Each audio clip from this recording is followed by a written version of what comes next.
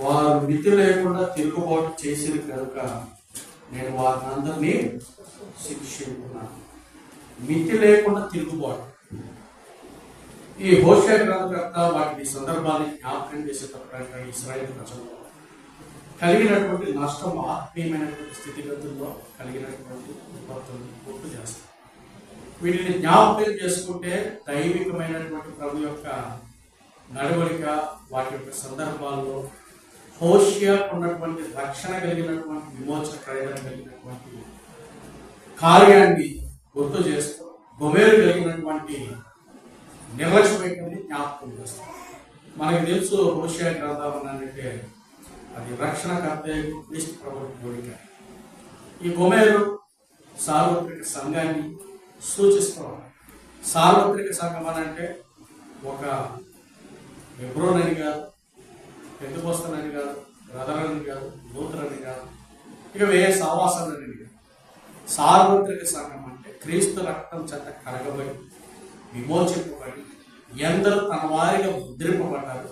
ఆ ముద్రింపబడి ఆయన చేత తమను తాము సాక్ష్యాన్ని కాపాడు, ఆత్మలో నింపబడు, ప్రత్యేకింపబడి తమ యొక్క దేహము, తమ యొక్క శరీరము, తమ ఆత్మ ప్రాణదేహమైనటువంటి క్రీస్తుతో నిబంధన, క్రీస్తుతో ప్రత్యేకపరచబడి క్రీస్తు యొక్క సాక్షిగా ఉన్నవారు అంటే క్రీస్తుతో నడుచువారు వారిని సార్వత్రిక సంఘం అంటే ఎత్తబడిన తర్వాత ఆ ప్రతి ఒక్క ప్రణాళికలో ఎవరినైతే పిలువబడతారో వారందరూ ఒక సంఘముగా సమకూరుస్తారు. ఈ లోకంలో మనం పెట్టుకునే సహవాసాల పేర్లు అనేకంగా పెట్టుకోవచ్చు. ఆయా డినామినేషన్ పెట్టుకోవచ్చు, ఇండిపెండెంట్ అని పెట్టుకోవచ్చు, లేకపోతే ఇంకేమైనా పెట్టుకోవచ్చు. కానీ ఇవి లెక్కకి రావు. ఆ మధ్యకాలంలో ఒక ఆమె సినిమాల్లో నుంచి యేసు ప్రభువుని అంగీకరించి రక్షణ పొంది వెళ్ళిందా. వెళ్తే ఆమెను అడిగారట, మీరు ఏ సహవాసానికి సంబంధించిన వారు అని అడిగారు. ఏ సహవాసం అంటే, అయ్యా నాకేం తెలీదు, యేసు ప్రభు నాతో దర్శించాడు, మాట్లాడాడు, నేను రక్షకుడిగా అంగీకరించాడు, ఆయన ఎదుర్కొన్నా మీతో వచ్చాను అని అంటే, అట్లా కాదమ్మా మీకు అర్థం కావట్లా, మీరు క్యాథలికా, బ్యాప్టిస్టా, లేకపోతే హెబ్రోనా, లేకపోతే లూథరనా, లేకపోతే ఎంబీఆ, లేకపోతే పెంతెకోస్తలా, ఏది అయ్యా ఏమి నాకు తెలియదు. ఏమీ తెలియకపోతే ఎట్లా నువ్వు రక్షింపడ్డావంటే ఎట్లా, దేవుడు నాతో మాట్లాడాడంటే ఎట్లా అంటే సాధారణమైన లోకం ప్రశ్నించేది అది. కానీ ప్రభు ఏమంటున్నాడంటే ఇవేమి ఎన్నదగినవి కాదు. ఎక్కడ ఆయన రక్తంలో కడగబడి తమ వస్త్రములల్లా అంటే హృదయ శుద్ధిని కడిగి పవిత్రపరచబడిన వారే ఆయన ఆయన తప్ప వేరు. అందుకే అంటాడు కదా ఆ సందర్భాల్లో వివరించేటప్పుడు, యేసు తప్ప ఎవరు వారికి కనబడలేదు. అంటే ఈ లోకంలో రక్షకుడైనటువంటి క్రీస్తు ప్రభుత్వ పోలి ఆ సుగుణాన్ని పోలి జ్ఞాపకం చేసుకొని నడవాలి అని అంటే ఎంత గొప్ప ధన్యకరమైన జీవితమో. అంటే ఇట్టి జీవితం కలిగినటువంటి ప్రజలు ధన్యులైతే అట్టి ప్రభువుని ధరించుకున్న వారు కూడా ధన్యులు. అట్టి శరీరాన్ని నిబంధన కలిగినటువంటి నలగొట్టబడిన శరీరంలో నింపబడిన వారు కూడా ధన్యులు. అందుకే ఆయన అంటాడు కదా ఆ 11వ అధ్యాయంలో కూడా, ఆయన శిరస్సు, మనం ఏమై ఉన్నాం, అవయవం, శరీరం భాగం. తల ఇటు తిరిగితే అటు తిరగాలి, ఇటు తిరిగితే ఇటు. మొండే మాకు తిరిగింది అనుకోండి, తల ఇటు తిరిగిద్దా, తల అటు తిరిగిద్దా. మొన్న ఆ మధ్యలో ఒక అతను చూపిస్తూ వచ్చాడు తన ఫోన్లో, ఆ యూట్యూబ్ వాడి ఎవడో తెలియదు. వాడు ఏం చేశాడంటే కుర్చీ మీద కూర్చొని అటు తిరిగి కూర్చున్నాడు, వాడి తల ఇటు తిప్పుకుంటున్నాడు, కాళ్ళు ఇటు తిప్పుకుంటున్నాడు, ఎట్లా అంటే అటు తిప్పుకుంటున్నాడు. డాక్టర్స్ మాట్లాడుతూ వాళ్ళు చూపిస్తున్నారు, చూడండి పాస్టర్ గారు వీళ్ళు ఏం చేస్తున్నాడో, ఆ శరీరంలో అవయవాన్ని ఎట్లా తిప్పుతున్నాడో, కానీ అక్కడ తిప్పడంలో వాడికి ఇప్పుడు ఉపయోగపడుతుంది. కానీ వాడి వయసు ఎంత సుమారు జ్ఞాపకం చేసుకుంటే 20 సంవత్సరాలు 25 అవుతుంది.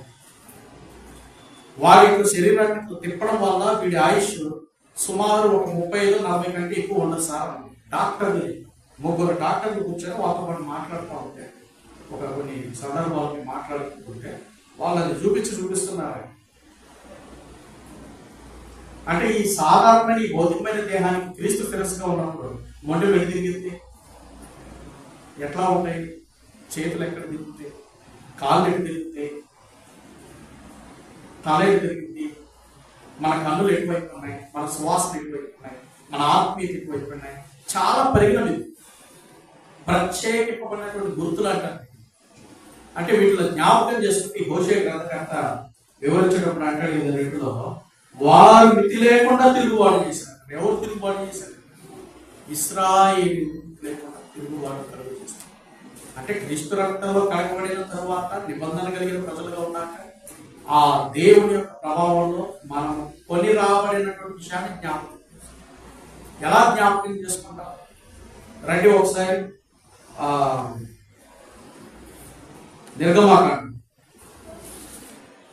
నిర్గమాకాండము మొదటి అధ్యాయం 12వ వచనం.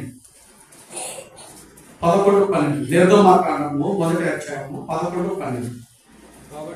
కాబట్టి వారి మీద పెట్టిన భారములలో వారిని శ్రమ పెట్టుటకు వెట్టి పనులు చేయించరు అధికారులను వారి మీద నియమింపగా వారి ఫరో కొరకు ధాన్యాదులను నిలువ చేయు పితోము రామేశేషాను పట్టణములను కట్టిరు. ఎందుకు కట్టారు? వెట్టి పనులు అంట. భారం. వెట్టి పనులు ఎవరు? వెట్టి పనులు ఎవరు చేయాలి?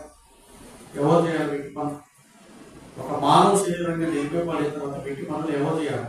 ఆదాముకి ఏమని ఇచ్చాడు? మంచిగా ఏదో పనులు ఉండి తిరగరానాయన. నిజానికి ఆదాం అని పేరు పెట్టిన వాళ్ళు కొన్ని పేర్లు నేను గమనిస్తాను. ఎవరికైనా కొన్ని పేర్లు పెట్టారంటే ఈ పేరులో వీళ్ళ సున్నాలు అలా ఉన్నాయని కొన్ని గమనిస్తాను. మా మేనమామ ఒక ఆయన ఉంటే ఆయన పేరు ఆదాం అని పెట్టారు. ఆదాం అని పెట్టారని అంటే ఈ మిషనరీలు పెట్టారు. వాళ్ళు పెడితే సరే వాళ్ళ ఇంట్లో మొత్తం ఎంతమంది, మా అమ్మ వాళ్ళంతా 9 మంది 12 మంది ఎంత ఉంటారు మొత్తం సైన్యం. ఈ సైన్యంలో మొత్తం అటుపోయి ఇటు చూసేసరికి ఒక మగాతను మిగిలాడు ఆదామనంతను, ఇటు పక్క మా అమ్మ మిగిలింది తమను. ఇటు మా అమ్మ మిగిలింది, అటు ఆయన మిగిలేదు.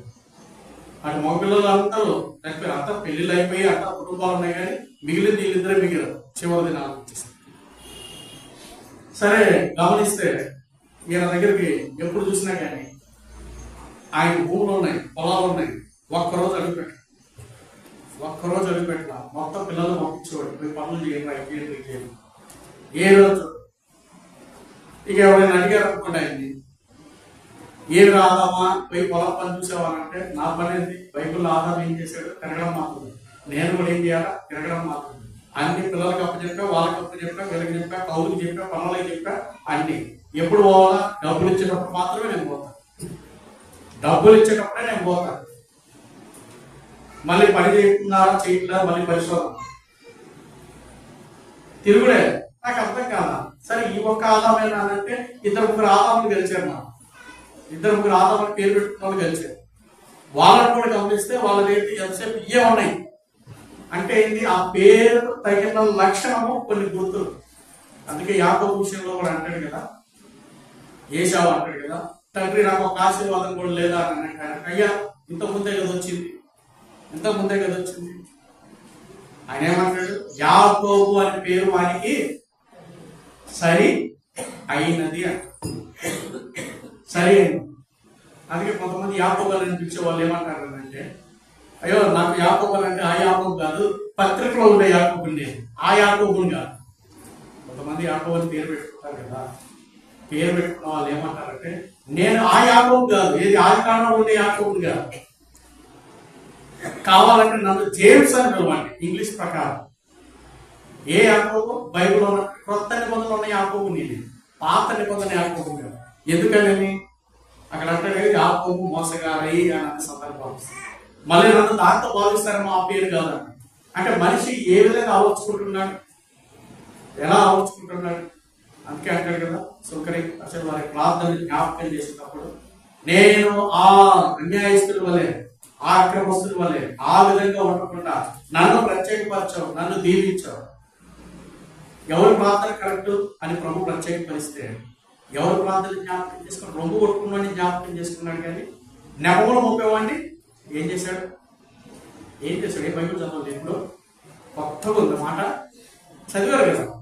మరి కొత్తగా ఉన్నట్టు అట్లానే చూస్తారు, ఇదేదో కొత్తగా ఉంది వింతగా, ఏమో నేనే రాసి పెట్టినట్టుంది మీరు చూస్తుంటే. అంటే సందర్భ సహితంగా జ్ఞాపకం చేసుకుంటారు. భారము ఇక్కడ అంటాడు నిర్గమకాండ సందర్భంలో వారి మీద పెట్టిన భారంలో వారిని శ్రమ పెట్టుటకు అన్నాడు. ఎందుకు శ్రమ పెట్టాడు చెప్పండి? నిర్గమకాండ మొదటి ఒక సూచనలు. ఏ సూచనలు చెప్పండి మీకు అవగాహన. ఇశ్రాయేలు ప్రబలుతున్నారని చెప్పి అక్కడ వారిని ఏం చేయాలి? శ్రమ పెట్టడానికి.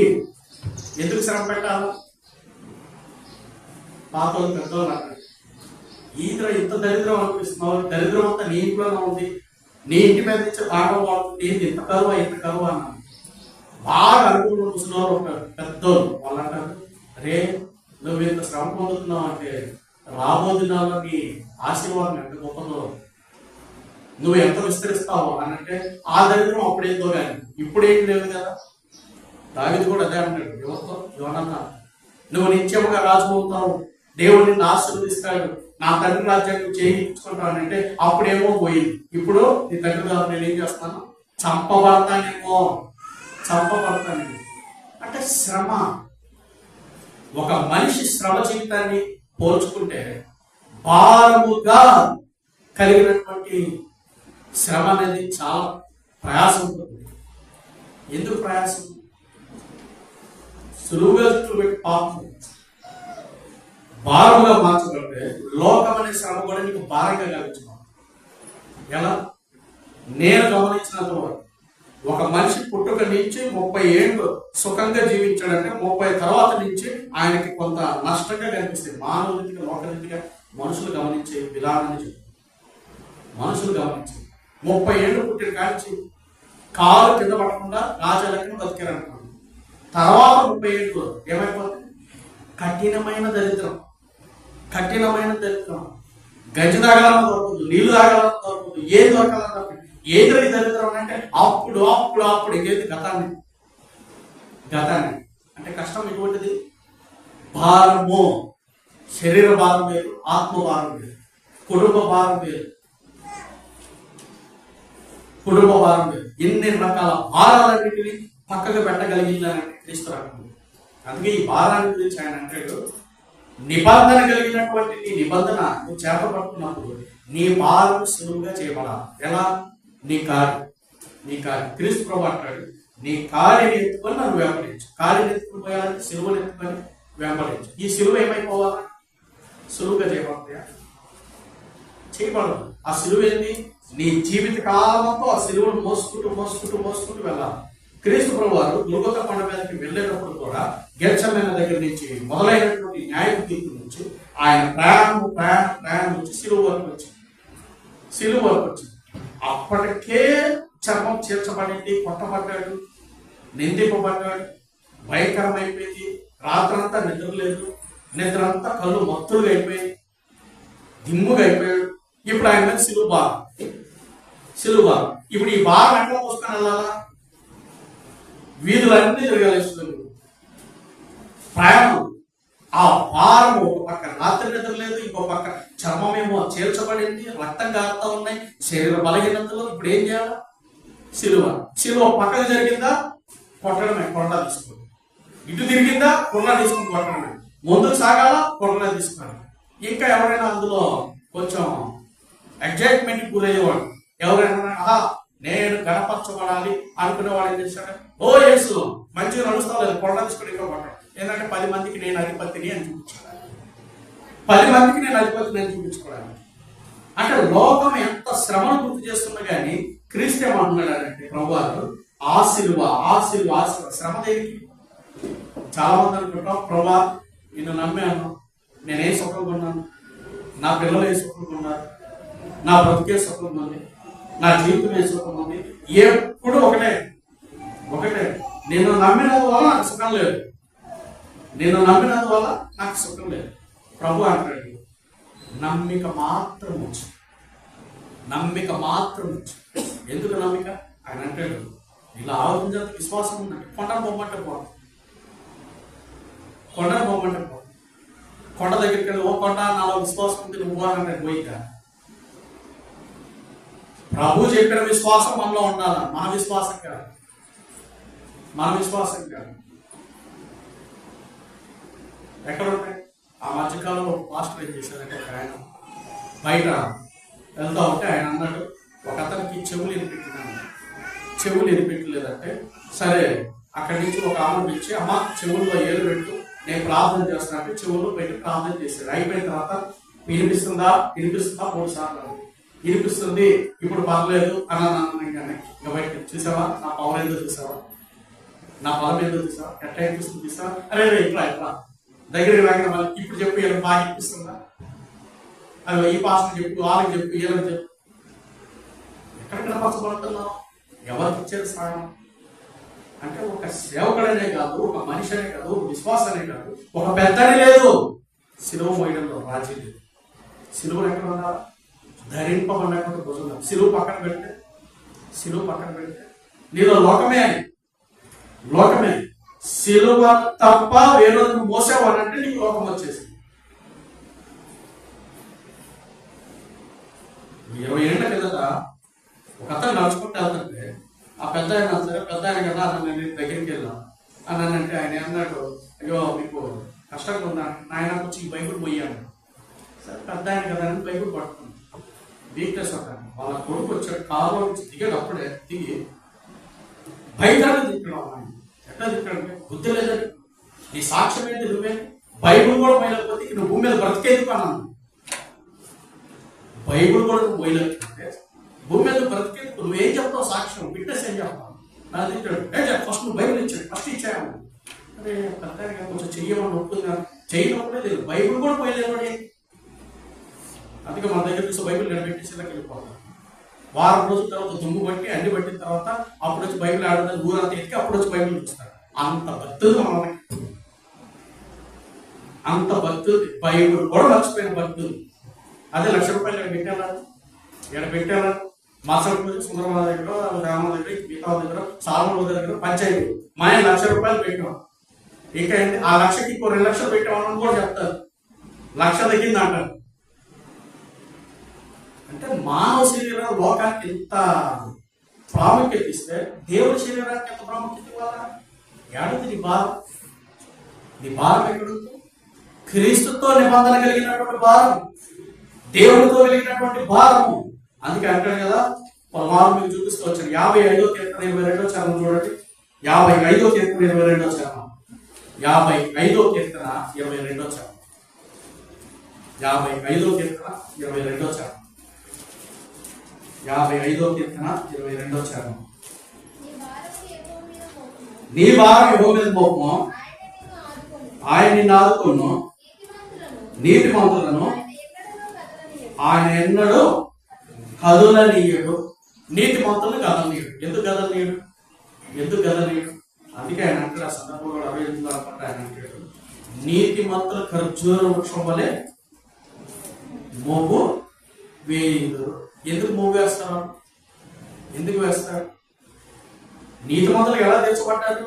సిలువను విడిచిపెట్టలా, సిలువను పక్కకు పెట్టలేదు, అటు వంచలేదు, ఇటు వంచలేదు. భారవాహికమైనటువంటి కార్యాలు తెచ్చినటువంటి క్రీస్తు ప్రభు ముఖ దర్శనాన్ని చూడడానికి మనం ఏం చేయాలి? ఉపేక్షపక వెంబడించాలి. ఉపేక్షపక వెంబడించాలి. ఎట్లా వెంబడించాలా?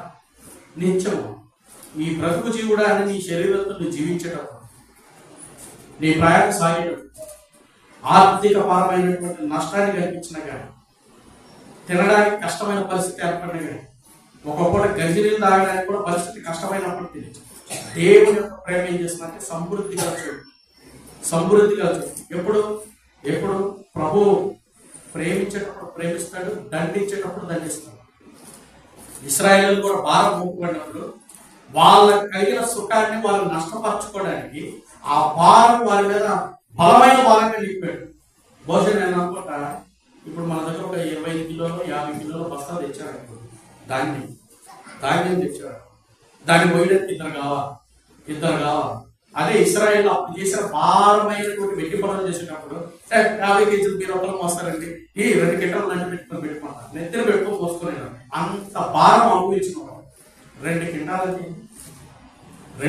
బియ్యం అటు భుజం ఇలో భుజం వేసుకోపోయారంటే ఏది ఈ ప్రేమపేటలో ఒక ఆయన ఉండేవాడు నాయక్ అని ఆ పెద్ద ఆయన 2003 సంవత్సరంలో అనుకుంటా హెబ్రోన్లో ఆల్ ఇండియా యూత్ క్యాంప్లో ఒక సాక్ష్యం చెప్పాడు. నేను అప్పుడున్న లైవ్లో విన్నాను. ఆయన అటవీ కోయి జాతుల మధ్య వాళ్ళు జన్మిస్తూ వచ్చారు. అక్కడి నుంచి వెళ్తున్నారు తాండవాళ్ళు. అక్కడి నుంచి బయలుదేరేటప్పుడు ఆయన ఏం చెప్పాడనంటే అడవుల్లో వాళ్ళు పరిగెత్తేటప్పుడు ఏదైనా దుప్పిని కానీ పట్టుకోవాలంటే వేగంగా పరిగెత్తేవాళ్ళు. ఆయన చెప్తాంటే నవ్వు యూత్ క్యాంప్ మొత్తం నవ్వే. ఎవరైనా ఏం చెప్తున్నాను 2003 సంగతి నేను చెప్తున్నాను. అప్పుడు జీటీ గారు చెప్తూ ఉన్నారు. చెప్తున్నాడు చెప్పేటప్పుడు మాటలు చెప్తా ఏమిటి సరే వాళ్ళు వీళ్ళు చెప్పి సరే నీ ఏదైనా 7th క్లాస్తో ఏదైనా తీసుకొని రా టీసీ కానీ నీకు ఉద్యోగం పెట్టిస్తా ఉన్నారు. సరే నేను చెప్పి పడుకోండి 5th క్లాస్తో 6th క్లాస్తో చదివినాడు. సరే అది తీసుకొని వెళ్తే స్కూల్ వాళ్ళు ఏదో ఇస్తే దానికి పోయి తీసుకెళ్ళి చేసి వెళ్తే ఇప్పుడు నేవీలో ఉద్యోగం ఏం చేయాలా పరిగెత్తమన్నారు. అందరూ కొంచెం దూరం వెళ్ళి రొప్పుతున్నారు. ఈయన కాలంలో దుడ్లు పట్టుకొని వాటి పట్టుకొని అలవాటు అంటారు. ఇంకంతే వాళ్ళు చెప్పిన దానికంటే ఇంకా 2 కిలోమీటర్లు ఎక్కువ పరిగెత్తుకుంటూ పోయాడు. అరే వీడేదో స్పీడ్ ఉన్నాడని అని చెప్పి ఇచ్చేసేసారు. ఆయన చెప్పిన సందర్భం అంటే భారం మోసేటప్పుడు ఆ భారం నువ్వు తెచ్చకూడదు. ఏ భారము? పాప భారాన్ని మోస్తే నువ్వు దించాలి దాన్ని. క్రీస్తు రక్తం కనబడిన తర్వాత నువ్వు మోయాల్సింది శ్రమ, నింద, వేదన, వ్యాకులము, నష్టము, ప్రతిదీ పెద్దతో సమానంగా ఎంచుకొని ఆ భారాన్ని మోసుకుంటే సిలువను కూర్చిన వార్త అనుకుంటూ ముందుకు అడుగు పెట్టాలి. సిలువను కూర్చిన వార్త అని ముందుకు అంటే సిలువ ఉంటే నీకు నింద వస్తుంది, సిలువ ఉంటే నీకు అవమానం వస్తుంది, సిలువ ఉంటే నీకు ఘనత వస్తుంది, సిలువ ఉంటే నీ అంత ధన్యత కూడా అన్ని అంతలో ఈవిడే ఉన్నాయి. ఆ సిలువలో అంజుల దగ్గరికి వెళ్తాం. ఏమంటారు నీ బంధువులు అంటారు గతి లేక అక్కడికి గతి లేక అక్కడ ఏంది సిగ్గు కలిగిందా, అవమానం కలిగిందా? అదే నామస్మరణలో నీ బిడ్డలకి స్కూల్ షీట్ కావాలి, ఏది కాలేజ్ కానీ లేకపోతే ఇంటర్ది కానీ లేకపోతే స్కూల్ది కానీ. అక్కడికి వెళ్ళి అన్ని కోటాలు అయిపోతుంది. ఒక్క కోట మిగిలేదు. క్రిస్టియన్ కోట ఉందామనంటే అమ్మ మీకు క్రిస్టియన్ ఓ పాస్టర్ సర్టిఫికేట్ రాసుకొని వచ్చేసి ఇచ్చేసేస్తే సీట్ వాళ్ళకే ఉంటుంది. ప్రత్యేక కోట. నువ్వు కొట్లాడే కోటాల్లో ఏ కోటాలో ఉండదు నీ సీటు. నువ్వు ఏదైతే ప్రేమగా ఇచ్చుకున్నావో ఆ కోటాలో ఎక్కడ నీ సీటు దొరకదు. ఎవరి కోటలో దొరికింది? నజరేయుడైన యేసుక్రీస్తు నామమును బట్టేసి. అంటే ఆయన కూడా ప్రత్యేకమైన స్థానం. ఎవరు? అక్కడ నీ ఘనత. అందరూ అంటారు లక్షలు పెడతామన్నా కానీ మాకు ఇవ్వలేదు. నీకు ఎట్లా జరుగుతుందంటే నా ప్రభు నాకు ఇచ్చాడు. ఎందుకు ఇచ్చాడు? ఆయన నామగర్త. మల్లారెడ్డి కాలేజ్లో సీట్ కోసం మొత్తం కొట్లాడుతుంది. సీట్ కోసం దొరికితే ఎవరు దొరుకుతాం? ఒకడు 5 లక్షలు ఇస్తాం, ఒకటి 10 లక్షలు ఇస్తాం. సీట్లే లేవు, పోరాడు. ఒకతను ప్రార్థన చేస్తున్నాడు, ఫోన్ చేశాడు, అన్నా ప్రార్థన చేయనా, నాకు ఏమైంది రాదు అంటే ఏం లేదన్నా ఇట్లా సీటు దొరకలేదు అని. సరే ప్రార్థన చేద్దాం, దేవుడు సాయం చేస్తాడు. అందరికి అన్ని కోటాలు అయిపోయాయి. వీడు బీసీసీ పోయాడు, సీట్ పెట్టాడు మొత్తం పెట్టగానే ఫస్ట్ అనౌన్స్ చేస్తే నువ్వు సెలెక్ట్ అయిపోయావా వచ్చాయని. ఎట్లా క్యాంపస్లోకి ఎట్లా అని అంటే క్రిస్టియన్ కోట 5 సీట్లు. 5 సీట్లలో 3 తీసుకున్నారు, 2 లేరు. 3 తీసుకున్నారు, 2 లేరు. 3లో మొదటి పడి వీళ్ళు ఫోన్ చేశారు అన్నా దేవుడు సాయం. ఎందుకు? క్రీస్తు భారాన్ని నువ్వు మోసినప్పుడు, ఆయన పోలినటువంటి సుగుణాలు కలిగినప్పుడు, క్రీస్తుని పోలినటువంటి క్రైస్తవ బిడ్డలుగా నువ్వు జీవించినప్పుడు నీ జీవిత యాత్ర సుఖవంతము, సమృద్ధి, ఆశీర్వాదాన్ని. అంటే లోకం నీకేమైపోయింది? శ్రమ. ఆ శ్రమ నువ్వు జయించకుండా ఆ శ్రమనే నెత్తి మీద ధరించుకుంటే ఏమైపోతుంది? లోక భారం. ఎంత దుష్ట సాంగత్యం మంచి నడవడం జరుగుతుందంటే ఆత్మీయ స్థితిగతులను కూడా చెరిపేస్తుంది. అందుకే అక్కడ రండి, యెహోషువ గ్రంథం 10వ అధ్యాయం 21. యెహోషువ గ్రంథం 10వ అధ్యాయం 21. జనులందరూ సురక్షితంగా తిరిగి వచ్చి ఇశ్రాయేలుకు విరోధంగా ఒక మాట ఆడుటకు గుండె చాలకపోయింది. ఎందుకు గుండె చాలకపోలేదా? ఇశ్రాయేలుకి వ్యతిరేకంగా ఒక్క మాట ఆడాలన్నా కానీ ఏమైపోయింది? గుండె సరిపోలేదా? ఎందుకు సరిపోలే? పెద్ద గుడి తయారు చేయాలా? కృత్రిమంగా అమ్ముతారు కదా బయట. ఆ మధ్యకాలంలో ఒక ఆయన సినిమాలో నటిస్తా వెన్న బాగా దొరికిందని అందంగా గడిపేది వెన్న తిని గుండె మొత్తం ఖరాబ్ అయిపోతే పార్లర్స్ ఏం చేశారంటే ఆ గుండె తీసుకొని కోతి శరీరంలో ఉన్న గుండె తీసుకొచ్చి పెట్టాడు. కోతిని గుండె తీసుకొచ్చి పెట్టాడు. ఎందుకు అధికంగా వెన్న తింటే ఏమైపోయింది? ముఖ సౌందర్యం ఏమో కానీ లోపల గుండె ఖరాబ్ అయిపోయింది. ఎందుకు ఖరాబ్ అవుతుంది చెప్పండి? వెన్న ఎప్పుడైనా పడుతున్నారా? పాలు తీస్తే మీ ఎక్కడ వెన్న అన్నీ వస్తాయి కదా. మీకు తెలియని ఏమున్నాయి? మీకు చెప్పే చదువులు మా దగ్గర. ఆ వెన్నను పట్టుకుంటే ఎట్లా ఉంటాయి? నువ్వు గట్టి పెరుగు ఒకటి తినడానికి మజ్జిగ తీసుకో, దాని మీద మేకడంతా వస్తుంది. అదే ఉదయం మధ్యాహ్నం సాయంత్రం ఒక 4 రోజులు తాగారనుకోండి, చాకంతా ఏమైంది? దగ్గు, జలుబు. కొంతమంది ఉంటుంది, అరే నీకేమన్నా టీబీ జాబ్ వచ్చిందేమో, ఛాతి వ్యాధి ఏమో వచ్చిందేమో, పోయి ఎర్రగడ్డ దగ్గర చెకప్ చేయించుకోండి. చెకప్ చేయించుకుంటాడు ఎర్రగడ్డ. ఎందుకు? నువ్వు దగ్గుతున్నావు పదే. రోగాల్లో కూడా కొన్ని పద్ధతులు ఉన్నాయి. వరుసగా 3 వారాలు దాటి అధికంగా వస్తే ఏం చేస్తున్నామా చెప్పు? కరెక్ట్ కదా? 3 వారాలకి మించి దగ్గు, జ్వరము ఉందంటే అది టీబీకి సంకేతం. 3 వారాలకి మించి ఉంటే ఒక్కొక్క వ్యాధికి ఒక్కొక్క సున్నం. రక్తం కారుతా ఉండే శరీరంలో పలుసు తెలియట్లేదంటే అతనికి పక్షవాది, లెప్రసీ, కుష్టి వ్యాధి. ఎన్ని రకాలు? ఒక్కొక్క దానికి ఒక మచ్చ ఉంది. నీ శరీరంలో ప్రవహించే పాపపు నష్టాన్ని అంతా తీసివేసి క్రీస్తు రక్తం ఇచ్చిపడిన తర్వాత నువ్వు మళ్ళీ కలుషితాన్ని ఎలా కలుపుకుంటున్నావు? ఏ భారాన్ని చూస్తున్నావు? ఇక్కడ అంటే ఇశ్రాయేలు జోలికి 4 ఆడించడానికి ప్రతి గుడ్డ జారిపోయింది. ఎందుకు? ఆ మధ్యకాలంలో ఒక అతను ఇట్లానే మందిరానికి వస్తే వేరే మందిరంలో గిటార్ ప్లే చేద్దామని పిలిచారు. మా దగ్గర స్పెషల్ మీటింగ్స్ ఉన్నాయి, నేను మా వాళ్ళు చెప్పాను, నువ్వు వస్తే బాగుంటే నువ్వు వచ్చి గిటార్ ప్లే చేద్దాం. సార్ అక్కడికి వెళ్ళారు, 7 మంది ఆఫీస్ అక్కడికి వెళ్ళారు. సార్ అయిపోయింది, మొదటి రోజు అయిపోయింది, మీటింగ్ అయిపోయింది, 2వ రోజు అయిపోయింది, 3వ రోజు ప్లే చేసి ఆ తర్వాత వారం మందిరానికి వచ్చి, అన్న ఎక్కడికి పోయేవరా? మందిరానికి రాలే. ఎక్కడికి పోయేవారు? మందిరానికి రావడానికి. ఏం చెప్పాలన్నా నాకు తెలియదు, నాకు బుద్ధి లేదన్నా, నాకు కొట్టాడు. ఏం కొట్టాలో నాయన? నాకు సిగ్గు సెలవు లేకుండా అక్కడ పరిగెత్తాను. ఏమైందిరా? వెళ్ళింది మందిరానికి. సరే అక్కడైతే దేవుడి సన్నిధికి వెళ్ళి ఏం వెళ్ళాను నా ఏం చేశా? ఏమైంది అసలు విషయం చెప్పాలి. అక్కడికి వెళ్ళి పాటలు అయిపోయింది, అంతా అయిపోయింది. మన దగ్గర ఒక 2-3 పాటలు ఉంటాయి, ఆడట్లా కాదు, ఒక 10-15 పాటలు ఉంటాయి. సరే పోయాడు, ప్లే చేశాడు, అంతా అయిపోయిన తర్వాత అక్కడ మాటకి ముందు ఒక సినిమా మాట చెప్తున్నాడు, మాటకి మధ్యలో ఇంకో సినిమా మాట చెప్తున్నాడంట. ఆ సినిమాలో ఆ హీరో ఏం చేశాడు, ఈ సినిమాలో ఈ హీరో ఏం చేశాడు, ఈడు అనుకున్నాడంట. ఈ సినిమాకి వెళ్ళేవాడు ఈడేం చెప్తున్నాడు. ఆ వచ్చిన వాళ్ళ ఏం చెప్పారంటే అని చెప్పకపోతున్నారు. ఏం చెప్పారంటే చెప్పకపోతున్నారు. అంటే జనాంగం ఏమైపోయింది? ఆత్మ కలిగించే ఐక్యతలో నిలబడకుండా నీ ఐక్యతను, నీ సావాసాన్ని కోల్పోతే నువ్వు దేంట్లో పాల్గొంటున్నట్టు? శరీరం నేను నేర్చుకున్నట్టే కదా, శరీర ఇచ్ఛలు నేను నింపబడినట్టే కదా.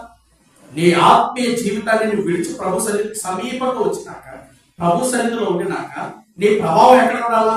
దేవుడు పోలిక. నువ్వు ఆడకొచ్చినా కూడా అదే. అంటే మన మధ్యలో ఒక ఆయన చెప్పాడు, అన్నా జాన్ బ్రదర్ మీరు కూడా ఉన్నారు కదా. ఆ బ్రదర్ ఏమన్నాడంటే, నేను ఇంతకు ముందు ఘంటసాల పాటలు చాలా బాగా పాడేవాడిని. నేను రక్షింపబడి 10 సంవత్సరాలు అయినా కానీ ఆ పాటలు మర్చిపోవడానికి చాలా టైం పట్టింది. ఇప్పుడు అన్ని వేసుకోవడం పాటలే అనుకుంటున్నాను. ఇప్పుడు అంతా వేసుకోవడం పాటలే అంటే ఎందుకు? లోకాన్ని నువ్వు ద్వేషించినప్పుడు, లోకాన్ని అసహించినప్పుడు వాటి యొక్క క్రిములు అనేది ఇంకా నీ శరీరాన్ని వదలకుండా ఎట్లా ఉన్నారు? అందుకే అంటాడు, ఆయన రక్తం చేత కడగబడుతూ ఎప్పుడు కడగబడుతూనే ఉంటాడు. ప్రభువాత్రుడు ఎప్పుడు కడగబడుతుంది. ఎందుకు? ఇప్పుడు క్రీస్తు శరీరం రక్తము నది వలె ప్రవహించినటువంటి శరీరం. ఈ రక్తం చేత మనం ఏం చేయాలి? ప్రభావాన్ని కడుగుతున్నాం. అవ్వా తెలియదు, బుద్ధి ఉందని తెలియదా? ప్రతిసారి కాకమంటే నేను ఎప్పుడు రావాలి నీ ఇంటికి? ప్రతిసారి కాకమంటున్నావు, నేను ఎప్పుడు వచ్చి కూర్చోవాలి నీ దగ్గరికి? ఒక్కసారి కూడా నాకు రానిట్లేదు, ఒక్కసారి కూడా నాకు రానిట్లేదు. ఏం చేత కడగబడాలి? మొన్న మధ్యలో ఒకటి చూశారు, వాడు ఏం చేశాడు? నోటి నింది అయ్యే మార్గం, అయ్యే పదాలు. నాన్న ఏ రావడం నీ ఫ్రెండ్ వాడి పదాలు ఎక్కువ పలుకుతున్నావు, ఏంటి రానంటే ఇంకా వాడు చక్కగా పేరు చెప్తున్నాడు. ఏం చెప్పాలి? పిల్లలకి ఏం నేర్పిస్తున్నావు? ఏ పాటలు నేర్పిస్తున్నావు? ఏ వార్తలు నేర్పిస్తున్నావు? ఏ విధంగా పెంచుతున్నావు పిల్లల్ని? వాళ్ళకి ఎట్లా తిట్టాలో నువ్వే నేర్పిస్తావు, ఎవరిని ఏమనాలో నువ్వే నేర్పిస్తావు, అన్ని నువ్వే చెప్తావు. అన్ని నువ్వు చెప్పిన తర్వాత వాళ్ళు ఏం చేస్తారు? అయ్యే నేర్చుకున్న తర్వాత స్కూల్లో కూడా తింటారు, బయట తింటారు, అక్కడ తింటారు, ఇక్కడ తింటారు. కంప్లైంట్ ఏంది? ఇతరులు ఏం చెప్తారు? ఇతర తల్లిదండ్రులు, అమ్మో ఆ పిల్లవాడితో మా పిల్లవాడు తిరిగి చెడిపోయాడు అంటారు. కానీ ఈ పిల్లవాడి వల్ల వాళ్ళు చెడిపోయింది చెప్పరు. ఈ పిల్లవాడి వల్ల వాళ్ళు చెడిపోయింది చెప్పరు. ఎవరు వాళ్ళు చెడిపోయారు అంటారు? ఆ పిల్లవాడి వల్ల తిరిగి మా పిల్లలు చెడిపోయారు. అంటే మాటలు ఎన్ని విధాలుగా మారిపోతుంది చూడండి. ఆత్మస్థితి యెహోషువ బలము కలిగి యుద్ధ సన్నద్ధుడై తాను జరిగించిన క్రియలన్నింటినీ సంపూర్ణంగా గావించి దేవుని కొరకు రోషంగా నిలబడి ఉంటే అక్కడ ఇశ్రాయేలు ఏమంటారు? ఇశ్రాయేలు విరోధంగా ఒక మాట నాటికి ఎవరికి కూడా చాలుకోవాలి. చనిపోకపోవడానికి కారణం ఏంటి? నీలో నివసించేది ఎవరు? అందుకే అక్కడ మన దగ్గర వారికంటే అదుపుడు మన దగ్గర ఉన్నారు భగవంతుడు. ఎవరితో అంటాడు? మందిరంలో కూర్చొని ఒక 5 నిమిషాలు 10 నిమిషాలు బయటికి వెళ్ళి 1 గంట 2 గంటలు దిగి మళ్ళీ వచ్చి మళ్ళీ ఉడికిపోయి వచ్చి మళ్ళీ కనిపించి మళ్ళీ అడిపోయి ఇటుపోయి వస్తా ఉంటాయి. ఒక ప్రవక్త దగ్గర చేసి వచ్చారు. మిగతా వాళ్ళందరూ ప్రార్థనలు ఉంటే వేరు కూడా ప్రార్థనలు గడపడం ఆయన అంటే వీళ్ళందరూ ప్రార్థన చేస్తుంటే ఈడొక్కడ బయటకు దిగుతున్నాడు. ఏం తిరగనంటే బయటకు పోయి అమ్మో రథాలు వచ్చినాయి, అమ్మో సీరియళ్ళు వచ్చాయి, అమ్మో ప్రభావం వచ్చింది, అయ్యో ఏలినవాడు. ఏలినవాడు ఏం చేయాలి? నోరు మీద ఏం చెప్తావు? ఏలినవాడు అని ఎన్నిసార్లు పదాలు చెప్తావు? అది కదా వాళ్ళు వచ్చి మీద పడతారు, ఇట్లా చంపుతారు, అట్లా చంపుతారు, అన్ని వీళ్ళే ఊహిస్తారు.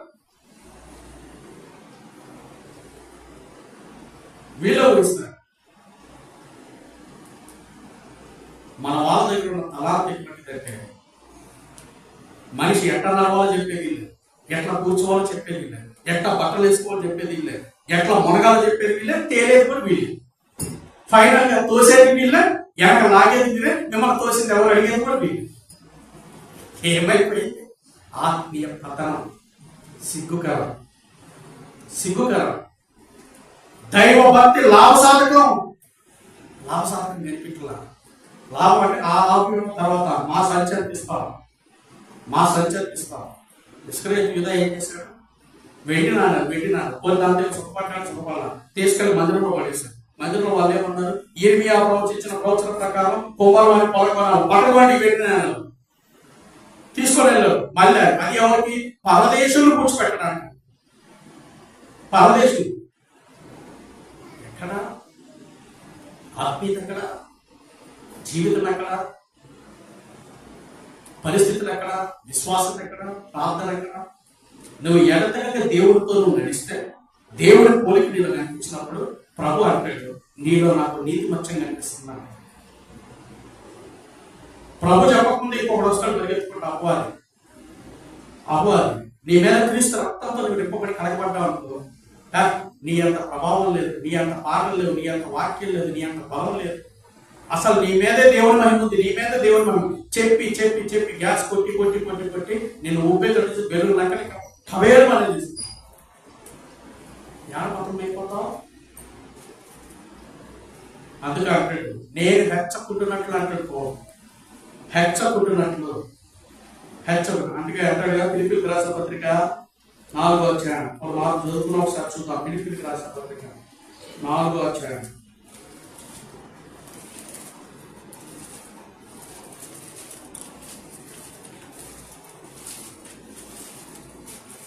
ఫిలిప్పీయులకు రాసిన పత్రిక 4వ అధ్యాయం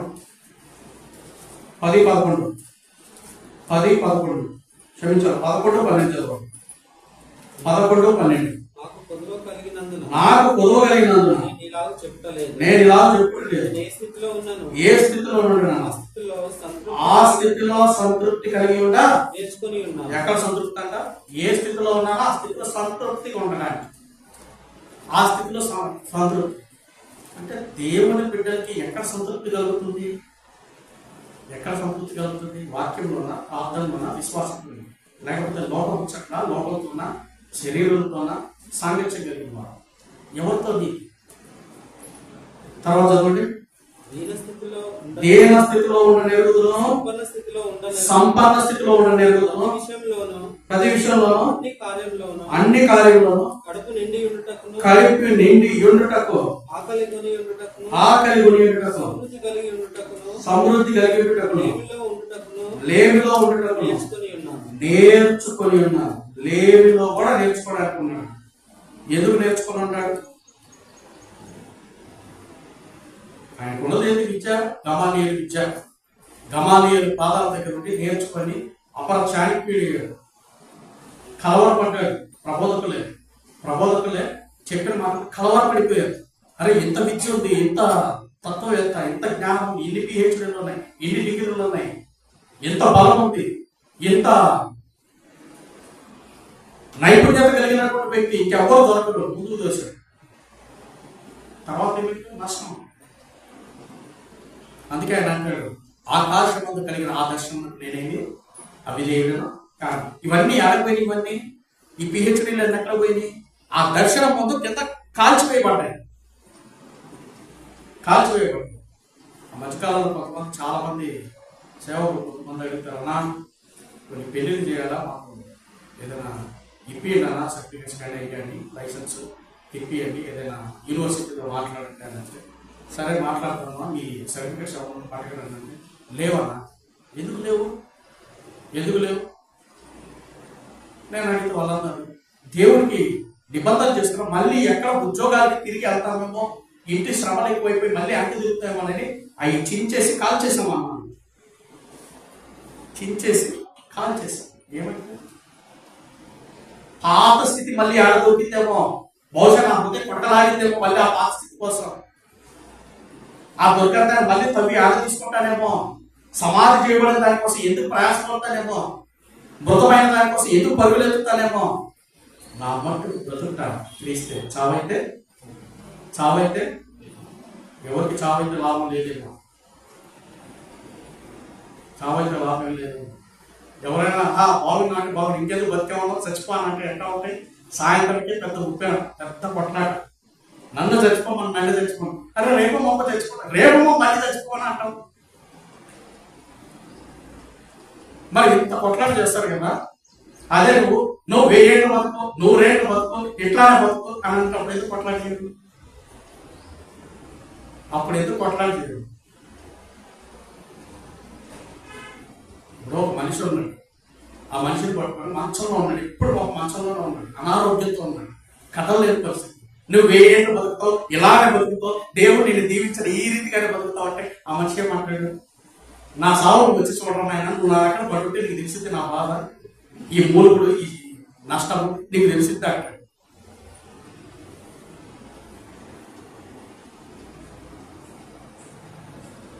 ఒక ఆమె ఏం చేసిందంటే తన భర్తకు చెప్పింది, మీ తల్లి బాధ నేను చూడలేకపోతున్నా, ఆమె మూడు కూడా వినలేకపోతున్నా, ఆమెకు పోలేకపోతే ఆ ప్రాణం కొరకలాడుతుంది, నువ్వే దేవుడి దగ్గర మొదలుపెట్టి ప్రభా ఆమె తీసేసుకున్న బాధ చూడలేదని దేవుడికి అప్పచెప్పు అని బతిలాడు. చూడలేకపోతున్నా ఆ బాధ. నేనేం చేస్తానంటే మా తల్లిని బతికించు బతికించు బతికించు బతికించు ఏ ప్రాంతం మంచంలోనే ఉంది, కదలదు. అన్ని పనులు పాపానికి, ఒకటి పోయినా రెండు పోయినా అన్ని మంచం దగ్గరికి పాపం. ఆయనకే కళ్ళము నీళ్లు తిరుగుతున్నాయి. ఏం చేయాలా? తల్లి ఉంటే బాగుంది, తల్లి ఉంటే బాగుంది. భార్య అండి ఇక కష్టం. నా మాట ఆమె ప్రాణం ఆమెకు లేదు. ఆమె ఎందుకు బతుకున్నాను ఏడ్చుకుంటుంది. ఆమె ప్రార్థన వినలేకపోతున్నా, మొరపెడుతుంది దేవుడికి. నా బాధ ఏంటి ప్రభు అన్నది తీసుకొని బతికినాడు. ఏం చేయాలి? ఆమెకు విడుదల కాకుండా నువ్వు ప్రార్థన చేయి. ఎవరు చెప్పాలా? ఎవరు చెప్పాలా?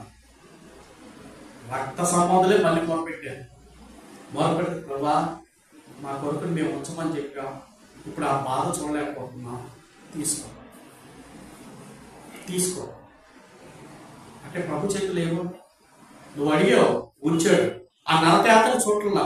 ప్రభు ఏమంటున్నాడు? ఆ నరకయాత్ర నువ్వు చూడడం ముందుగానే చెప్పాడు. కానీ నువ్వేం చేసావు? అయినా పర్లేదు, అయినా పర్లేదు. లోతు ఏం చేశాడు? ఆ ఎదుర్కొంటే పర్వతం నేను పోను, నాకు ఈ కొండే కావాలి, నాకు ఈ గ్రామమే కావాలి, ఇదే కావాలి. ప్రభు అన్నాడు పర్వతం ముందురా నాయన, మంచిగా వెళ్ళు. ఈ ధ్వని కూడా ఎప్పింది నీకు, ధ్వని కూడా ఎప్పింది, శబ్దాలు ఎప్పింది. ఈ బూడిద ఫస్ట్ దుర్వాసన కూడా నీకు రాదు. నువ్వు భద్రపరచడం, నీ ప్రత్యేకపరచబడాలి. అందుకే ప్రభు అంటాడు కదా లూకాసు వార్త సందర్భంలో, ఆ సందర్భాన్ని ఒకసారి జ్ఞాపకం చేసుకుంటాను. లూకాసు వార్త 20 కూడా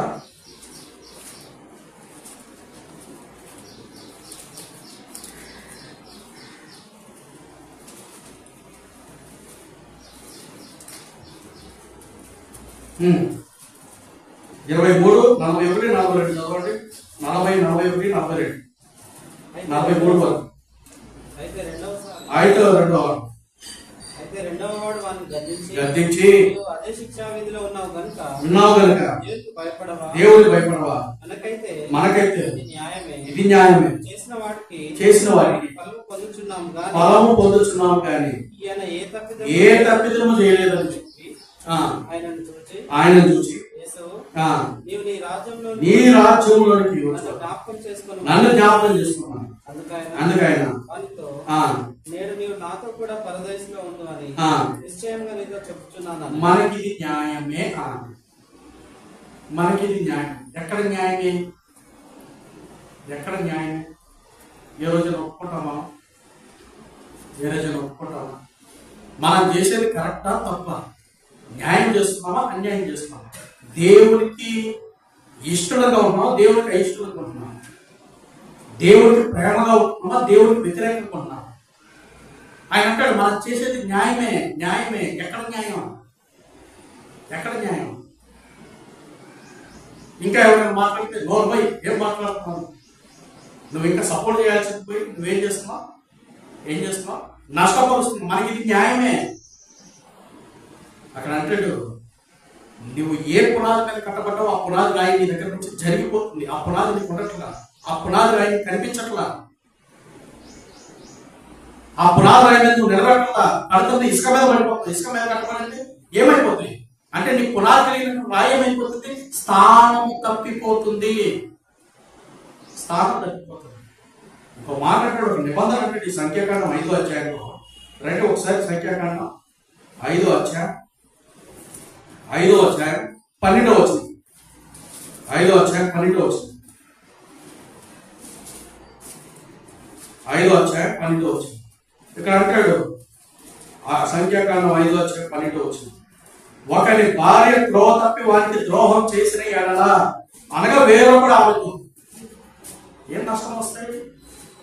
సంఖ్యాకాండం 5:12లో ఒకరితో నువ్వు నిబంధన చేయబడ్డావు. క్రీస్తు నిబంధన నీకు చేయబడినప్పుడు, ఆయనతో ప్రమాణం చేసినప్పుడు ఆ నిబంధన మీరు ఎలా చేస్తావు? ఆజ్ఞ అతిక్రమంగా ఎలా మార్చుకుంటావు?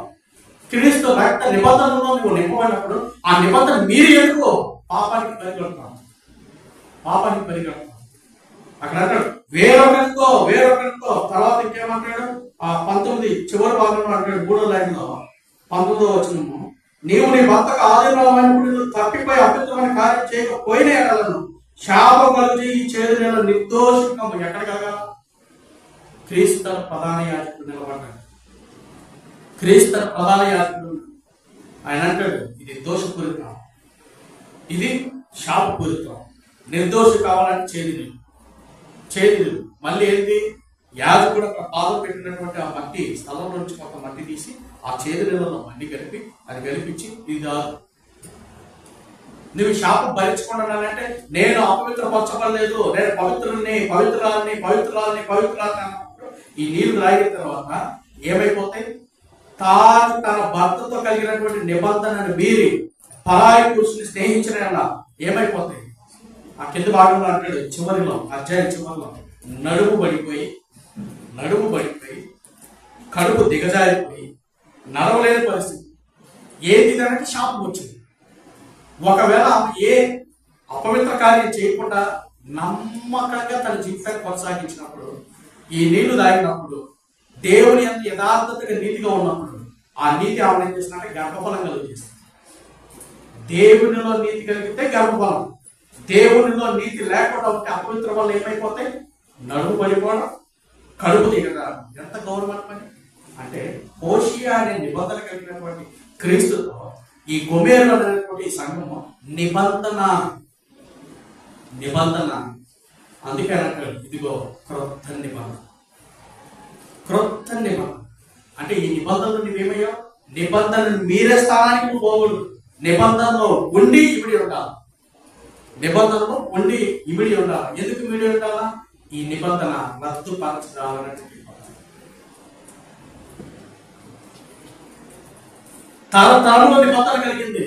ఇంకా దీని సందర్భంలో జ్ఞాపకం చేసుకుంటే ఇంకా ముందుకెళ్తే ఈ ధర్మశాస్త్ర గ్రంథాలు ఆయన వివరించినప్పుడు ఆయన అంటాడు, నీకు ప్రదానం చేయబడినటువంటి భర్త ఆయన బ్రతికుండగా నువ్వు ఏమైనా ప్రే చేసినట్టే అది శాపము, మలినం. ఆయన నుండి ఎప్పుడు పొందుతావు? ఆయన మరణం పొందిన తర్వాత నీకు విడుదల పొందుతావు అన్నాడు. ఆయన మరణం పొందిన తర్వాత నీకు విడుదల. క్రీస్తు ప్రభు వారు నిరంతరం మనల్ని పరిపాలించారు. మనకి భర్త అయి ఉన్నాడు, మనకి రాజు అయి ఉన్నాడు, మనకి తండ్రి అయి ఉన్నాడు, మనకి సహోదరుడు అయి ఉన్నాడు, మనకి కుమారుడు ఉన్నాడు, మనకి తల్లిగా ఉన్నాడు, కుమార్తెగా ఉన్నాడు. ప్రేమించే దేవుడు, ఆదరించే దేవుడు, సంరక్షించే దేవుడు. తరములకు ఆయన వైపు మనతో ఉంటే మనం ఎలా లోకం అపవాదితో సాంగత్యం చేస్తాం? అపవాదితో సాంగత్యం ఎక్కడ చేస్తాం? పాపంతో విలయానికి సంబంధం ఏది? ముష్కరమైనటువంటి పాపంలో మనం ఎందుకు నిలబడతాం? దైవికమైనటువంటి జ్ఞానము దీన్ని ఏం చేస్తుందంటే సంరక్షిస్తుంది. అందుకే ఉదయకాల సుగంధము ఆ గుచ్చంలో కూడా ఆయన వివరించేటప్పుడు అంటాడు, పరలోకపు దైవిక నైపుణ్యత చెక్కబడ్డాడు. ఆ పరలోకంలో ఉండాలంటే మనకు ఒక సుగుణాలు. అందుకే పాలు యాగించు గారి ఈ విషయాన్ని చెప్పేటప్పుడు ఆయన అంటాడు, ఈ భూమి మీద నీవు ఏదైతే నీ ఆత్మీయ యాత్రలను కొనసాగిస్తావు ఆ శిలువను ధరించుకొని ఈ భూమి మీద నీ చేత ఒక్కొక్కటి నువ్వంతా నీ నీతి ముచ్చల ద్వారా ఒక్కొక్కటి సమకూర్చి అక్కడ పంపిస్తా ఉంటావు. ఒక్కొక్క మెటీరియల్, ఇటుకు కావాలంటే ఇటుకలు, సిమెంట్ కావాలంటే సిమెంట్, లేదా కంకర కావాలంటే కంకర, కట్టబడడానికి ఏది కావాలన్నా ఎక్కడి నుంచి? ఈ లోకం నుంచే, ఈ లోకంలో నుంచి. అందుకే ఆయన అంటాడు, ఆ పరలోకంలో ఆ రమ్యమైన నగరంలో పెద్ద పెద్ద బంగ్లాలు అంటే దేవుని పోలిక సున్నాడు కలిగినప్పుడు వాటిని ధరించుకున్నప్పుడు నీకు ఏమైంది? కేంద్రీకృతమైనటువంటి ప్రభు శరీరం మీద నువ్వు ఆధారపడి ఉండాలి. అందుకే పౌలు అన్నట్టుగా దీనస్థితిలో ఉండనేటుదును, సంపన్న స్థితిలో ఎదురేటుదును సంతృప్తి నేర్చుకున్నవాడు ఆయన. నేర్చుకున్నవాడు దైవజుల బస్సి గారు బాంబేకి వచ్చిన తర్వాత తల్లిదండ్రుల నుంచి ఎడబాటు అయిన తర్వాత ఆయనకి తినడానికి తిండి లేదు. 3 కోలా బిల్లలు తెలుసా? పోలో బిల్లలు తెలుసా మీకు? పోలోలు ఎప్పుడైనా తిన్నారు? తిన్నారు పోలో? మీ అమ్మ కొనిలే పోలో తిన్నారు? ఎప్పుడైనా తిన్నారు? మీరెవరైనా తిన్నారా? అప్పట్లో పోలో బిల్లలు నా చిన్నతనంలో కూడా అవి బూస్ట్ బిల్లలు అక్కడ కనిపించేది. ఒకటి అమ్మేవాళ్ళు చాలా ఆట 5 MP, 1 MP, 2 MP, 20 MP ఇట్లా ఇచ్చేవాళ్ళు. అటువంటి కోలో పిల్లలు అది తాగితే కొడుకోలో తాగినట్టే ఉంది. నా చిన్నతనం వరకు నాకు గుర్తుంది. ఆ పిల్లలు కొనుక్కొని ప్రభా ఇచ్చిన ఆహారం పెట్టి వందనాలు, ఉదయం ఒకటి బ్రేక్ఫాస్ట్, మధ్యాహ్నం లంచ్, నైట్ డిన్నర్, ఒక్కొక్కటి ఎంతసేపు ఆగితే కడుపు కాదా? ఎంత ఘోరంగా ఉంటాయి పరిస్థితి. అది తినడం నీళ్లు తాగడం, ఉదయం అయిపోయి మధ్యాహ్నం అయిపోయి రాత్రి అయిపోయి. ఎంత నిబంధన గల పలక అంటే దేవుడితో నీ నిబంధన ఏమైపోతుంది? దేవుని సన్నిధిలో నువ్వు ఉన్నప్పుడు, దేవుడి ప్రజల మధ్య ఉన్నప్పుడు దేవుడు నిన్ను ఎడబాసాడా? నిన్ను పోషించడా? సంరక్షించడా? ఇవ్వడా? ఎందుకు ఇవ్వడా? అందుకే ఆకాశపు చుట్టూ అడుగుడు మీకు ఇవ్వడు, వెలుగుడు మీకు దొరుకు, తట్టుడు మీకు ఇవ్వడు. ఎందుకు చెప్తున్నాడు ఆయన? నేను ఎస్తేరు గ్రంథం కూడా మనం ధ్యానించడం ఉపవాస ప్రార్థనలో ఒక సందర్భం మాట్లాడుతుంది. ఎస్తేరు గ్రంథం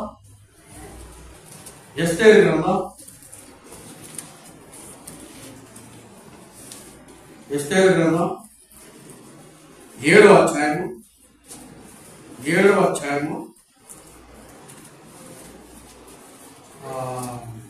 3వ వచనం. ఎస్తేరు గ్రంథం 7వ అధ్యాయం 3వ వచనం. అప్పుడు రాణి అయిన ఎస్తేరు ఇలాగ ప్రత్యుత్తరం ఇచ్చాను, రాజా నీ దృష్టికి నేను దయ పొందిన దాన్ని రాజు అయిన తమకు సమ్మతి అయితే నా విజ్ఞాపన బట్టి, నా ప్రాణము, నా మనవిని బట్టి, నా జనులను నాకు అనుగ్రహింపకూడదు కాక. ఎక్కడ? నీ దృష్టికి మనం ఏం చేసిన ప్రభు దృష్టికి,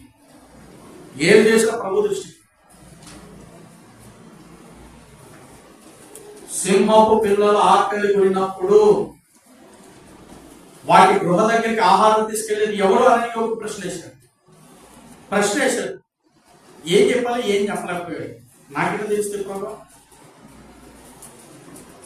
లేదని ఈడినప్పుడు ఏం జరిగింది, నువ్వు ఉన్నప్పుడు నాకే తెలుస్తాయి కదా. మన స్థానం ఏంటి? అన్ని తెలుసుకోకుండా ఏమీ తెలియదు. అందుకే ప్రభు ఏమంటాడు మొదటి కొరింథీయులలో, దేవుడి దృష్టికి మనిషి జ్ఞానము వేరుతరము, మనిషి యొక్క జ్ఞానం దేవుడి దృష్టికి కూడా వేరుతరం. మనకేమో అంత జ్ఞానం ఉంది. అహితోపేలు అనుకున్నాడు, నన్ను మించిన జ్ఞానం లేదనుకున్నాడు. దావీదు కూడా అట్లానే ఇచ్చాడు. అమ్మో దేవుడి నుండి పొందుకొని చెప్తున్నాడు మనకు ఆలోచన అనుకున్నాడు. అహితోపేలు ఇచ్చే ఆలోచన అబ్షాలోమును అలానే ఇచ్చిరి అన్నట్టు. దేవుడి జ్ఞానం ఏది? దేవుడి నడవడికి ఏది? దేవుడితో నడిచేది ఎలా ఉంటున్నాం, ఎలా తింటున్నాం, ఎలా బతుకుతున్నాం, దేవుడికి ఒక సాక్ష్యం ఏంటి, 10 మందిలో ఖ్యాతి ఏంటి. ఆ మధ్యకాలంలో ఒక చోట వెళ్తే ఒక అమ్మాయి కూరబోడకు, సరే కూరబోడాన్ని తీసుకొని, ఏమా ఒక్కదాని మీద ఇంత కష్టపడుతున్నావు ఇదేంటంటే, ఏం చేయాలా? మా నాయన్ని కాదని ఒకరిని ప్రేమించి పెళ్లి చేసుకొని వచ్చాను. వాళ్ళు సంవత్సరం తిరిగి చచ్చిపోయారు. 2 చిన్నపిల్లలకి. ఆ 2 పోషించాలి, నేను పోషించాలి. నేనన్నా మీ నాయన దగ్గర పోవచ్చు కదా అంటే, నాకు పౌరుషం ఎక్కువనా, నేను గడపే దొక్కనా. మా నాయన ఈ జన్మలో నా గడప దొక్కదు, ఇదిగో నీ ఆస్తి ఎంత కావాలో తీసుకోనని ఇంత కట్ట పేపర్ నా ముఖాన్ని కొట్టాడు. నీ ఆస్తి నాకేందని నేను ముఖాన్ని కొట్టి వచ్చి కొబ్బరికొండ పెట్టుకున్నాను. వాళ్ళ నాయన, నువ్వు నా గడప దొక్కదు, నువ్వు నాకు చెడగొట్టావు, ఇదిగో ఈ పేపర్ తీసుకొని ముఖాన్ని కొట్టాడు. ఆమందంట, నువ్వు నాకు ఇచ్చేది ఏంటి, నేనే నీ గడప దొక్కనని ఆయన ఇచ్చిన పేపర్ ఆయన ముఖాన్ని కొట్టి వెళ్ళి కొబ్బరికొండ పెట్టి. ఇప్పటికి 7 సంవత్సరాలు అంటే 3 సంవత్సరాలు అయిపోయింది. 3 సంవత్సరాలు అయినది. ఎక్కడ నిలబడ్డావు? ఏ స్థానంలో నిలబడ్డావు? ఒక సాధారణ మానవ జీవితంలో ఉన్నామే తెగించి ఒక మాట అంటుంది అని అంటే, నువ్వు దేవుడి కొరకు నువ్వెంత లోపడ్డావు? ఎంత లోపడ్డావు?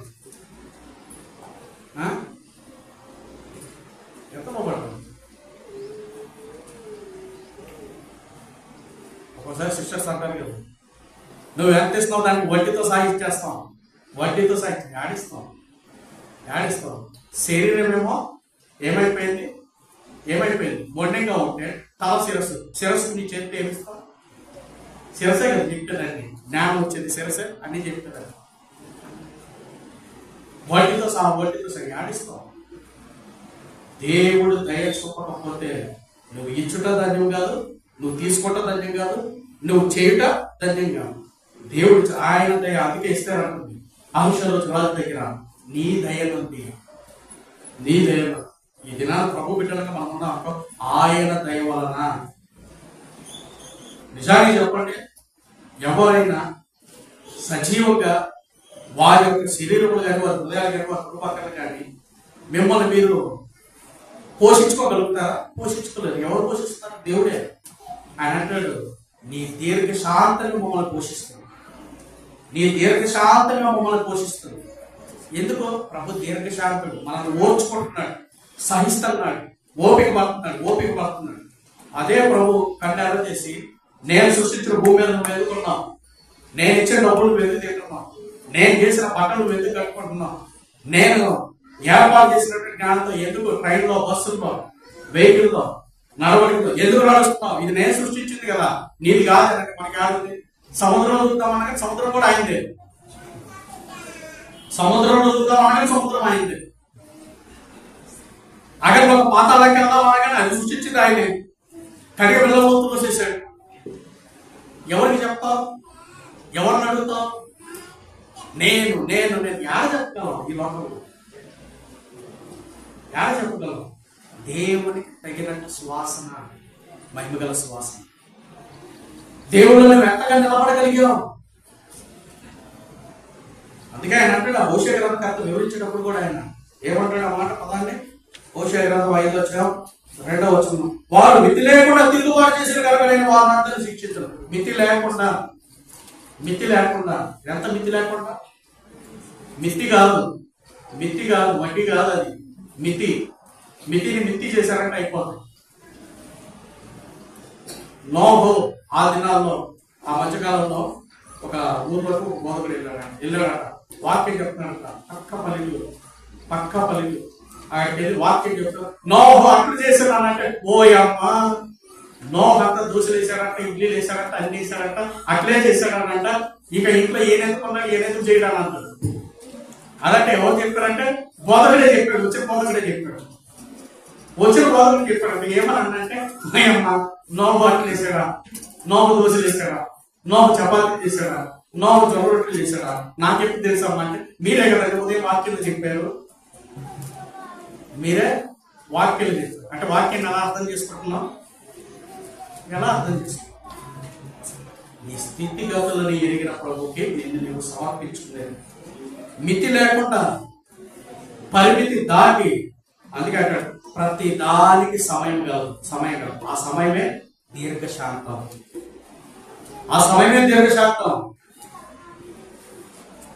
అందుకే ఆయన అంటాడు, ఆ విలాపాటి సందర్భంలో కూడా అంటాడు, ఆయన హబక్కు గ్రంథంలో ఏమంటాడంటే, ఆయన కోపిస్తున్నాడు, తిరిగి మళ్ళీ ఏం చేస్తున్నాడు? వాక్యం కొడుతున్నాడు, ప్రేమ చూపిస్తున్నాడు. అందుకే 23వ కీర్తన చక్కటి పదం ఏమంటాడు? గాఢాంధ కాలంలో నేను సంచరించాను, ఏ అపాయంలో నీ దుడ్డుగారా, నీ దండేమో నన్ను ఏం చేస్తున్నాయి? దుడ్డుగారు కొడుతున్నాడు, రాజధానితో మళ్ళీ ప్రేమ చూపిస్తున్నాడు. కొట్టేది కొడతాడు, ప్రేమ చూస్తాడు. ఎందుకు కొట్టాలా, ఎందుకు ప్రేమ చూపించాలా? మన నీతి అవినీతిగా మార్చబడినప్పుడు కొడతాడు. ప్రేమ చూపిస్తాడు. ఒకసారి కొడతాడు, మళ్ళీ అదే అక్రమం, మళ్ళీ అదే పాపం, అదే దొంగతనం, పోతున్నాం, కొట్టడం ఆపేస్తాడు. ఇంకా కొట్టట్లేదు కదా అని ఎగురుతాం, గంతులేస్తాం, బురదలో బొల్లాడుతాం, ఆ బురదలో ఇక్కడ తిరుగుడు. ఎట్లా అంటే అట్లా కొట్టట్లేదు. అందుకే అంటాడు, నీతి మంతులు గర్దించుట నాకు అట్టిది నేను త్రోసివేయకుండా ఉండాలి. అంటే నీ ఫలాన్ని నువ్వు ధరించుకోవాలంటే ఏమైపోవాలి? మోషే అంటాడు సందర్భంలో ఇశ్రాయేలు నువ్వు ఒక్కసారి పక్క జరుగు మోషే, నేను ఒక్క నిమిషం వెళ్ళి నీ ద్వారా ఫలం అంటే అట్లా చేయి ప్రభు, అట్లా చేసి మనకి వచ్చి ఏం చేశాడు? పలక తీసి నెత్తి మీద కొట్టాడు. కోపం అంటాడు, మీ వల్ల నేను బతికాలేకపోతున్నాను, మీ వల్ల నేను అక్కడ ప్రాధాన్యపడలేకపోతున్నాను, మీ వల్ల నేను ఇట్లా. ఎవరి గురించి? ఇశ్రాయేలు గురించి.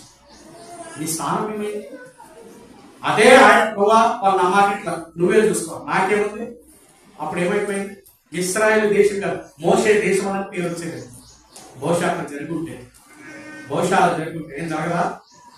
జరగదు. మీ బైబిల్లో రాయలే మోషే గురించి అట్లా రాయలే. ఇశ్రాయేల్ దేశం ఇశ్రాయేల్ పేరు తీసేసి మోషే దేశం అని పేరు వచ్చేదాన్ని. నోహు కాలం తలపించను అనుకోకుండా మోషే కాలం తలపించనని రాసేవాళ్ళేమో మళ్ళీ ఏం రాయరా? నోహు కాలపు గుర్తులు తీసుకొచ్చి వివరించాడు పేర్లు కదా సందర్భంలో. మరి మోషే కాలం కూడా బహుశా అలా జరుగుంటే మోషే అడ్డుపడకుండా నీ ఇష్టం చేయి ప్రభు అని అంటే మోషే కాలం తలపించును అన్న పదం కనిపించేదేమో. ఓరిమి, ఓపిక, ప్రభు దీర్ఘశాంతం ఎప్పటికీ ప్రేమిస్తానే ఉంది. ఎందుకు? అది ఆయన శరీరం, ఆయన రక్తం. రైట్. మొదటి కొరింథీయులకు రాసిన పత్రిక 11:28 చదవండి. మొదటి కొరింథీయులకు రాసిన పత్రిక 11:28 మొదటి కొరింథీయులకు రాసిన పత్రిక 11:28 కాబట్టి ప్రతి మనుషుడు తను తాను పరీక్షించుకోవాలి, అలా చేసి ఆరోగ్యం తిరిగి ఆ పాత్ర ప్రతి మనుషుడు పరీక్షించుకోవాలి. ఎందుకు పరీక్షించుకోవాలా? ఓరిమితో దీర్ఘశాంతం ప్రేమించిన ప్రభుని అయ్యా ఒక్కసారి క్షమించు, ఒక్కసారి నష్టపరచు. ఎంత చేసినా నా మాట ఏం చేయాలి? ఆ మధ్యకాలంలో ఒక అతని గురించి వాళ్ళ తల్లిదండ్రులు సాక్ష్యం ఏమిచ్చారంటే, ఆయన చెప్పిన సాక్ష్యం, నేను మా తల్లిదండ్రులు నన్ను అసహ్యత ఎక్కడ విచ్చలవిడిగా రౌడీ షీట్గా హత్యలు చేసి డబ్బులు సంపాదించి వారిని చంపి వీరిని చంపి ఆ విస్తారమైనటువంటి నష్టంలో ఉన్నాను కాబట్టి ఆ నష్టం నా మీద పని చేయకుండా ఉంటాను. నా తల్లిదండ్రులు అన్నారు, వీడిని జైల్లో వేస్తాను సరే వీడికి బుద్ధి వచ్చింది. జైల్లో వాళ్ళు కొట్టినా బుద్ధి వచ్చింది. జైల్లో ఏమేశాడు గోళ కట్టాలి. ఆ జైల్లో ఖైదీకి వచ్చిన ఒక అతను మేస్త్రి ఉన్నాడు. ఆ మేస్త్రి పిలిచాడంట, నీకు ఎవరు కావాలో సెలెక్ట్ చేయాలంటే 10 మంది నిలబెడితే వీడు దిట్టం వల్ల వీడే కావాలన్నాడు. ఉదయం లేదు, మధ్యాహ్నం లేదు, రాత్రి లేదు, రక్తం పిండి పిండి పిండి పిండి మొత్తం చేసి బయటకు వస్తే 8 పిల్లలు వచ్చాయి. వాళ్ళ అమ్మ నాయన అంటున్నాడు, నా గర్వం పోయింది, నా నిర్లక్ష్యం అయిపోయింది. ఏమైపోయేవాడు అంటే జైల్లో కొత్తగా నాకు ఊగరగల. తల్లి అంటుంది, భూమి మీద ఉన్నప్పుడు నేను చెప్పాను కదా ఆయన, ఇప్పుడు పోయే పరలోకం అన్నట్టు పోయి జైల్లోకైనా పోతాను పోయి ఇప్పుడు ఏదో ఎలుగు పిల్లలు తయారు చేయొచ్చు అని అంటే ఆయన అంటాడు, నా శాపము నన్ను ఏం చేసింది ప్రేమించింది. దానివల్ల నాకు ఏమైపోయింది, మరణ శాసనంగా మార్చబడ్డాడు. కానీ క్రీస్తు ప్రభువారు ఆయన ప్రేమలో ఆ జైల్లో నీవు చెప్పిన మాటలు గుర్తొచ్చాయి, నువ్వు చెప్పిన వాక్యం గుర్తొచ్చింది, నేను ఎంత దుఃఖపెట్టాను నా కుటుంబీకుల్ని గుర్తొచ్చింది. ఏడ్చాడు. ఇదిగో ఇలా మారిపోయాడు. ఆయన అంటాడు, ఇది విలువ పెట్టి కొడబడి సంఘంలో ఆయన కార్చిన చూస్తాడు. ఆయన శరీరం విరిచాడు, తీసిచ్చాడు. పౌలు అంటాడు, ప్రభువా ఏది నాయన ఈ కొద్ది పట్ట పరిస్థితి, ఇంత దుర్గంధం లేదు నాయన, ఈ కొట్లాట్లేదు నాయన, ఇదేది నాయన, ఈ అసలు నాయన, ఈ గొడవలు తగాదలు ఏది నాయన, ఈ బాధ భరించలేనా, అసలు ఏం జరుగుతుంది పరిస్థితి అని పౌలు భక్తుడు పౌలా నేను అప్పగిపోవడం రాత్రి ఏం జరిగిందండి ప్రభు, ఏం జరిగింది నాకు చూపించాడు. కళ్ళకు కట్టినట్టు చూపించాడు. ఆది అపోస్తలులు 12 మంది కూర్చొని అప్పగిపోవడం రాత్రి ఆయన రొట్టెను ఎలా పట్టుకున్నాడు, ఎట్లా దించాడు, ఎలా ఇచ్చాడు అన్ని చూపించాడు. ఇది సంఘం. ఇప్పుడు మనం ఉంటే ఏమైపోతే ప్రభు రొట్టె ప్రార్థన చేస్తామంటే కళ్ళు తెచ్చుకుని కదా చూస్తాం, కొరుగు తీయాల్సినట్టు కింద చూస్తాం. ఎవరు చూడాలా? కొరుగు తీయమంటే తెలుసా పొలాల్లో చేసాడు పొలాలన్నా ఎప్పుడైనా చూసావు కొరుగు తీయండి? వాళ్ళ బాగా పొలాల్లో పనిచేసే వాళ్ళు కలగాలి.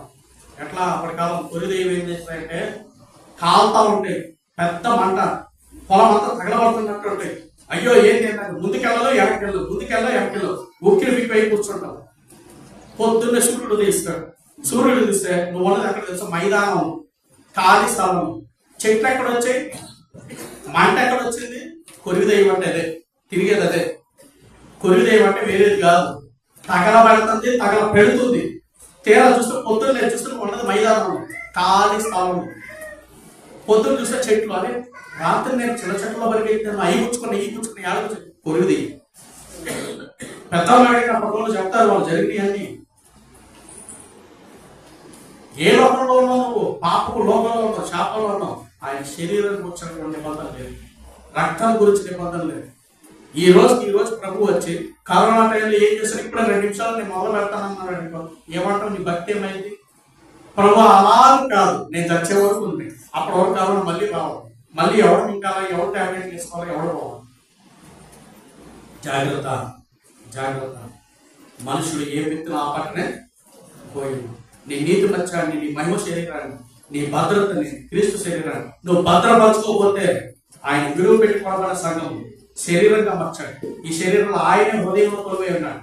ఆ హృదయాన్ని నువ్వు అపత్రపరిస్తే, ఆ శరీరాన్ని నువ్వు మలినపరిస్తే, ఆ రక్తాన్ని నువ్వు నీరు గాలిస్తే ఏమైపోతుంది? శాపము, మలినం. అటు వారిని మనం ద్వేషించి క్రీస్తు రక్తాల కలగబడి క్రీస్తు నిబంధన కలిగిన వారు ముందుకు సాగడానికి మనం సాయం చేస్తారు. రండి మోకాళ్ళ కొన్ని క్షణాలు, మోకాళ్ళ దిక్కులు చూడండి, కొన్ని క్షణాలు ప్రార్థన, కొన్ని